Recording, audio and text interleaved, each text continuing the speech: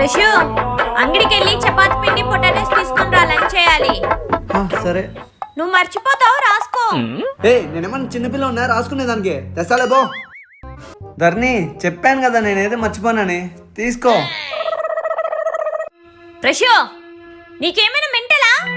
నేను చెప్పిందేంటి, నువ్వు తెచ్చిందేంటి? అందుకే రాసుకోమన్నాను. రషు ఫ్రిడ్జ్ నుండి కొన్ని పచ్చిమిరపకాయలు తీసుకొని రావా? ఇదిగో తీసుకో. నువ్వు అడిగింది టమాటకాయలు. నేనేం అడిగాను? పచ్చిమిరపకాయలు అడిగాను. నీతో ఎట్లేగలో నాకు అసలు అర్థమే అవ్వట్లేదు. రషు ఈ మధ్య నీతో ఎలా ఏగల్లో అస్సలు అర్థం అవ్వట్లేదు, అన్నీ మర్చిపోతున్నావు. ధర్ని అవన్నీ మర్చిపోయినా నీ మీద ఉన్న ప్రేమ ఎప్పటికీ మర్చిపోను తెలుసా? అండ్ ఇంకోటి, ఈ యానివర్సరీకి మనం ట్రిప్ పోతున్నాం. టికెట్లు కూడా బుక్ చేస్తా తెలుసా? మన యానివర్సరీ అయిపోయి 2 వారాలైంది. ధర్ని చెప్పు ప్రషు. ఛార్జింగ్ పెట్టవా? సరే ప్రషు. ఏంది ఆన్ కావటం లేదు? ధర్ని ఏమైంది ప్రషు? ఛార్జింగ్ పెట్టినా స్విచ్ ఆన్ చేసేది తెలీదా?